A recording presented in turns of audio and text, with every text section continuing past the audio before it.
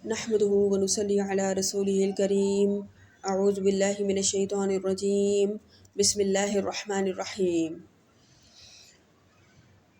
سبحان الذي أسرى بعبده ليلا من المسجد الحرام إلى المسجد الأقصى الذي باركنا حوله لنريه من آياتنا إنه هو السميع البصير۔ سورہ بنی اسرائیل، سورہ اسرا، آیت نمبر 1۔ ترجمہ۔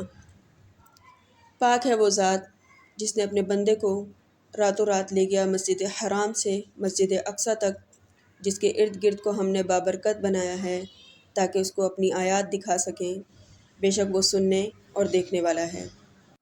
اسرا کے معنی ہیں رات کا سفر۔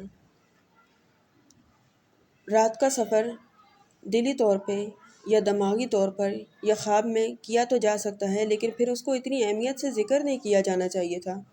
رویا یا پھر احلام کہہ دیا جاتا، کیونکہ قرآن کریم نے خواب کو رویا یا احلام سے ذکر کیا ہے۔ اسرا، پھر لیلم، رات کا الگ سے ذکر۔ رات کا ذکر عربی زبان کا اسلوب نہیں ہے کہ رات کا ذکر کیا جائے خواب کے ساتھ۔ اس طرح سے بات ہوتی، رأیت فی المنامی، میں نے نیند میں یہ چیز دیکھی، یا وہ خواب دیکھا، رأیت میں نے خواب دیکھا، رأى خواب دیکھا گیا، خواب دیکھا۔ سورہ یوسف میں بھی خواب کو رأى اور احلام سے ذکر کیا گیا ہے۔ یہاں پہ اسرا پھر لیلم کی بات آ گئی، رات میں۔ سبحان الذی، پاک ہے وہ ذات، اسرا جو راتوں رات لے گیا، بعبدہ اپنے بندے کو، لیلم رات کو، رات کا ذکر پھر تاکیدن کر دیا ہے۔ قرآن کریم کا یہ اسلوب نہیں ہے کہ ایک لفظ کو یا ایک بات کو بار بار بتلائے۔ بار بار جب کوئی چیز آتی ہے تو اس کا مقصد کچھ اور چیز بتلانا ہوتا ہے، یعنی واضح کرنا ہوتا ہے۔ اسرا رات کا سفر، لیلم رات میں کیا گیا سفر، رات میں کیا گیا سفر خواب نہیں تھا۔ لنریہ، تاکہ اس کو دکھا دیں، ایسی کون سی نشانیاں تھیں؟ لنریہ من آیاتنا، ہم اس کو اپنی آیات تاکہ دکھا دیں۔ ایسی کون سی آیات تھیں جو کہ بلا کے دکھائی جانے والی تھیں، جو خواب میں دکھائی جانی ممکن نہیں تھی؟ اگر یہ یہاں سمجھ میں نہیں آتی تو چلیں سورہ نجم سے پڑھ لیتے ہیں، سورہ نجم میں پڑھ لیتے ہیں اور سورہ نجم سے سیکھ لیتے ہیں، سورہ نجم میں معلوم کر لیتے ہیں کہ آخر یہ سفر منامی تھا یا جسمانی تھا۔ فرمایا ثم دنا فتدلی، پھر وہ نزدیک ہوا، پھر خوب نزدیک ہوا۔ فکان قاب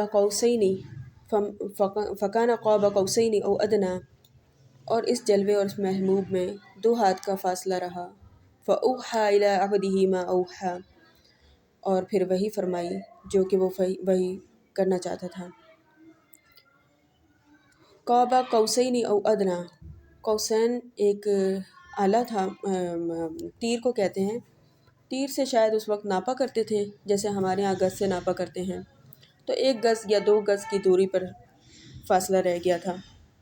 تو قرآن حکیم تو صاف صاف کہہ رہا ہے کہ یہ معراج جسمانی تھی، منامی نہیں تھی، یعنی کہ خواب کا معاملہ نہیں تھا۔ خواب میں تو آپ صلی اللہ علیہ وسلم کو تو اللہ تعالیٰ کی کئی بار دیدار ہو چکے تھے، وہ تو روز کا ہی تقریباً روز کا معمول تھا، لیکن یہ جو معراج ہے یہ اسپیشل معراج تھی، جسمانی معراج تھی۔ جو لوگ کہتے ہیں کہ یہ خواب کا واقعہ ہے وغیرہ جو بھی، تو ان سے یہی کہنا چاہوں گی کہ قرآن حکیم جو ہے نا، یہ کتاب الرؤیا نہیں ہے، سچا خواب نامہ نہیں ہے، یہ تعبیر یوسفی نہیں ہے، یہ قرآن مجید ہے جو کہ سچا عہد نامہ ہے۔